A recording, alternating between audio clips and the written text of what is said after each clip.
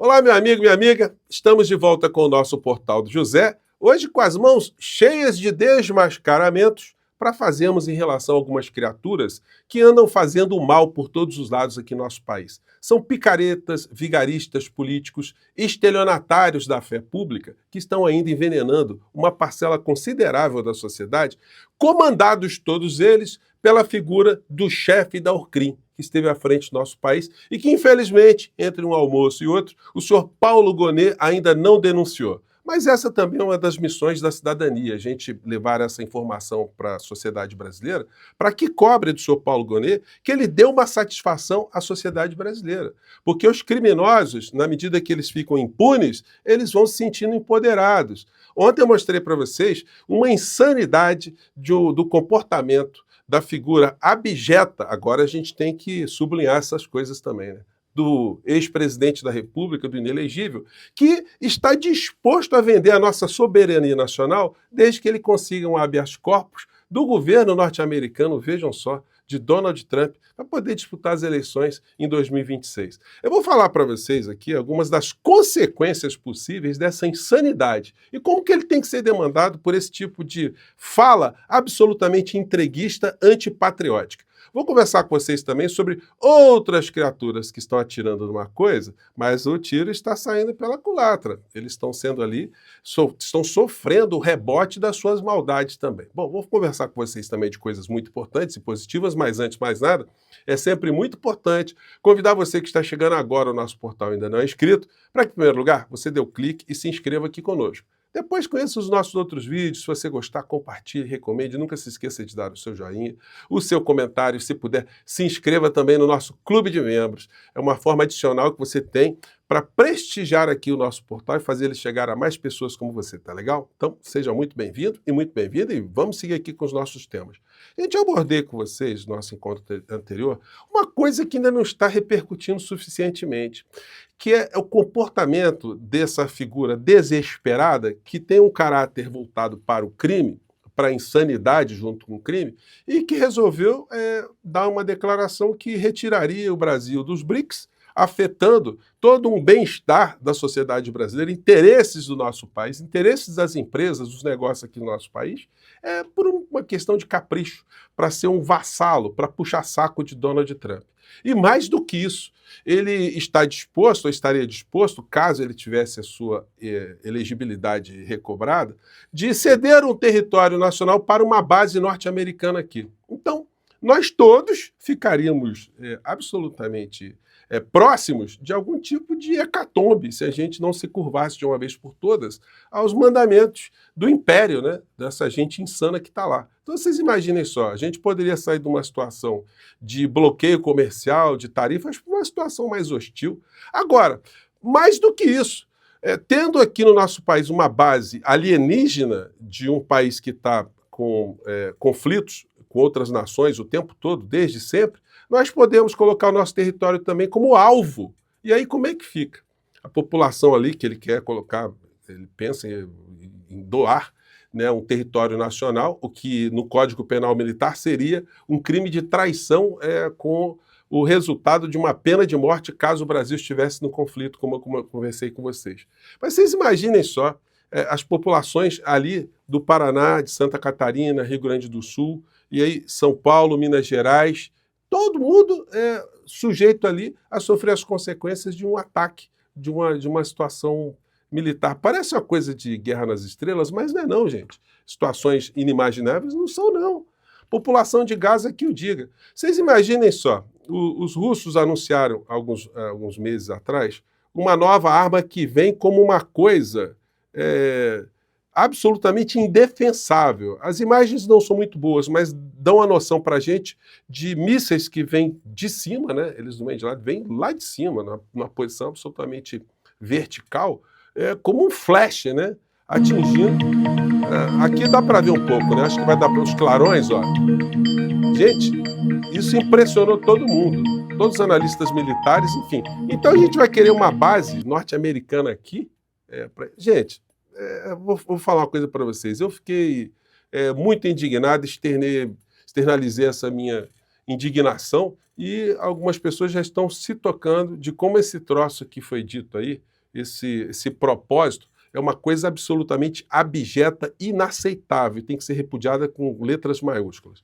O inelegível, ele está querendo fazer qualquer coisa. Agora vejam só, ele está querendo que se revogue a lei da ficha limpa para todos os criminosos que foram condenados aqui no nosso país por corrupção, malversação de dinheiro público, todo tipo de golpe, todo tipo de falcatrua, todos fiquem livres para que ele possa disputar as eleições em 2026. Acreditem se quiser. Vou colocar um trecho aqui para vocês. A lei da ficha limpa serve apenas para isso. Perseguir a direita. A ideia é essa, né, que ele está dizendo aqui, que a lei da ficha limpa só serviria para perseguir a direita. Portanto, deixa eu até diminuir a velocidade aqui, que ficou muito rápida a fala da criatura, né? Vamos lá. Você sabia que o Luciano Hang está inelegível? Por quê? Você nunca ficou sabendo que disputou qualquer eleição? Até isso fizeram uma medida preventiva, tornando o Luciano Hang, um empresário conhecido por todos vocês, inelegível por 8 anos, para que ele então nem sonhasse a disputar uma vaga para o Senado, uma vice-presidente da República ou presidente da República. Ou seja, repito, a lei da ficha limpa serve apenas para isso, perseguir a direita. E ponto final. Teria vários casos para comentar aqui, como por exemplo, o deputado Francisquini, lá do Paraná. Não vamos ficar por aí. E você? O que você acha? Podemos buscar uma mudança na lei da ficha limpa ou não? Eu sou até radical. O ideal seria revogar essa lei, porque assim não vai perseguir mais ninguém. E quem decide se vai eleger ou não um candidato é você. Então é simples, né? Um vagabundo destrói a nação, faz todo tipo de falcatrua, todo tipo de ato de corrupção, e aí o eleitor, mal informado, vai decidir se o ladrão continua na vida pública ou não continua na vida pública. Não dá, né, gente? E aí a figura não vai escapar, não. A gente vai cobrar aqui todos os dias. Eu acho que esse mês aí é unânime, que todo mundo está esperando que o senhor Paulo Gonet se manifeste. E nós entraremos no ar ao vivo aqui para comemorarmos juntos esse marco, né? Esse começo desse processo que vai jogar essa criatura e outros tantos na cadeia. Vamos falar aqui de mais vigaristas. Essa senhora lá do Rio Grande do Sul fez um vídeo protestando contra uma fala do Lula, que foi perguntado lá naquela entrevista coletiva que deu para vários jornalistas sobre responsabilidade fiscal. E aí eu vou mostrar as falas da criatura primeiro, o uso que foi feito da fala dela, por gente bandida também da extrema-direita nas redes sociais, e depois vamos ver o desenlace dessa história aqui. Vamos ver. Se não fosse o rombo fiscal, o Rio Grande do Sul teria ajuda. Se não fossem as pedaladas fiscais, o Rio Grande do Sul teria ajuda. Basta, nós não aguentamos mais levar nas costas mais esse fardo. Aí essa senhora veio com essa história aí. Aí virou celebridade na extrema-direita e foi entrevistada no canal da extrema-direita e chorou, se debulhou em lágrimas. Financeira, pessoas atingidas por uma catástrofe dessas.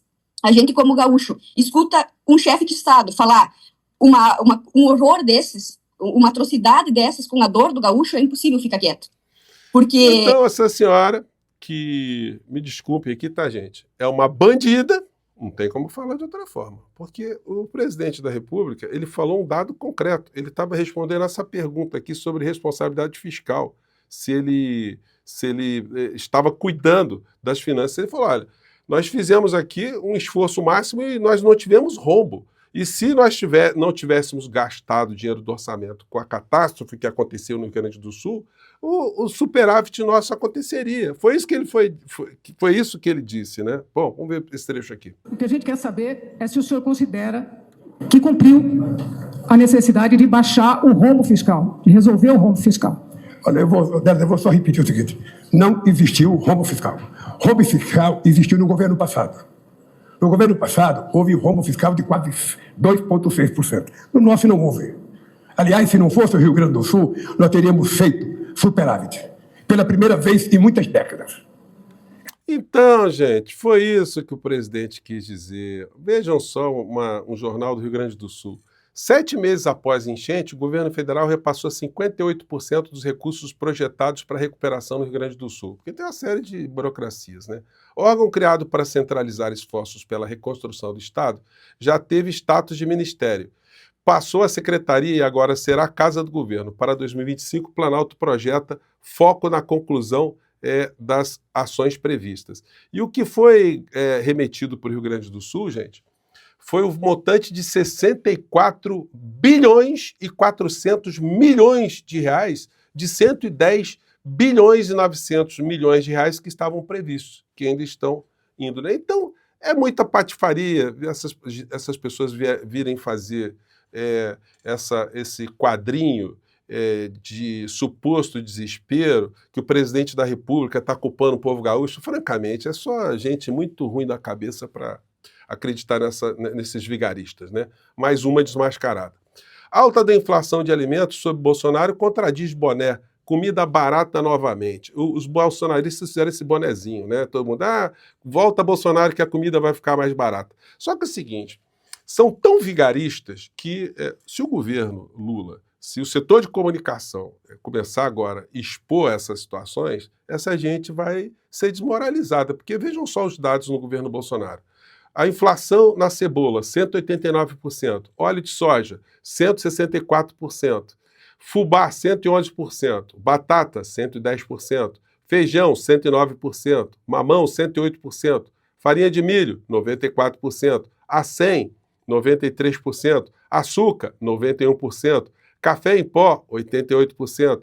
Linguiça, 86%. Eu estou arredondando aqui. Mussarela, 82%. Ovos, 78%.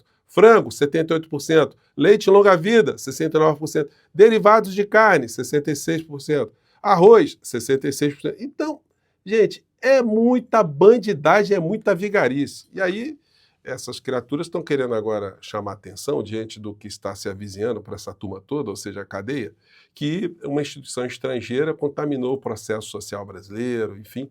Mas eles só estão querendo fazer uma CPI para apurar a USAID, né, essa instituição, o dinheiro que ela teria mandado, somente no período do Bolsonaro. Olha, se eu fosse deputado federal, eu ia ajudar eles a escolherem mais assinaturas para fazerem uma CPI.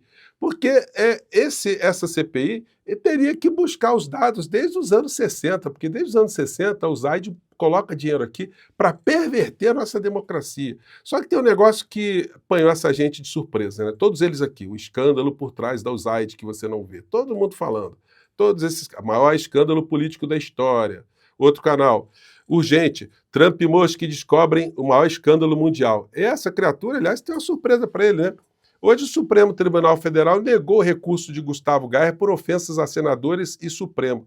O seu Gustavo Gayer vai ser condenado por calúnia, injúria e difamação. Mais uma condenação criminal na telha, né? E o inelegível, ele quer que os criminosos que sejam responsabilizados fiquem todos livres para disputar a eleição, né? Mas não vai dar, não. Vai ficar agarrado. A criatura está dizendo, olha, assim que Elon Musk estão quebrando todos os sigilos da USAID, vão disponibilizar esses assuntos lá para a sociedade norte-americana. Não, ele diz que conhece o Elon Musk pessoalmente, inclusive ele chegou com essa cascata aqui que eu desmontei aqui com vocês, eu mostrei que isso aqui é uma mentira. Mas essa gente não tem compromisso com a verdade, né? Disse a criatura em certo momento. Vamos ver se vai dar para aqui. De lembrar desses senadores do PSD. Questão, Macombi. E para concluir, porque eu vou ter que ir agora, eu tive uma ideia. Falei pro Elon Musk, a gente pode tentar colocar você e alguns senadores para conversar, isso aqui é furo, hein, de reportagem. Posso tentar, às vezes, porque eles têm uma imagem de você, uma imagem assim, que você é isso tudo por causa da imprensa. Às vezes, conversando, a gente consegue amenizar um pouco essa situação. Então, eu peguei alguns telefones de alguns senadores. Então, ele dizendo que conversou com Elon Musk, ele caiu da cama, né? Ele despertou de alguma substância que ele estava utilizando, alguma coisa alucinógena, né? Urgente, deputado Gustavo Gayer acabou de conversar com Elon Musk, que afirma não ter recuado. Ele me disse que o X não pode ficar muito tempo suspenso, pois isso mataria o algoritmo. Ele também disse que precisamos do X para tirar Moraes. Vejam só, hein? Então, essa gente bandida, vigarista, isso aqui é uma cena que eu mostrei para vocês, dessa USAID dando 52 milhões de dólares para o Guaidó, Juan Guaidó, que foi recebido aqui pelo inelegível, né, que teceu loas e mais loas aqui para ele. Né? E democracia.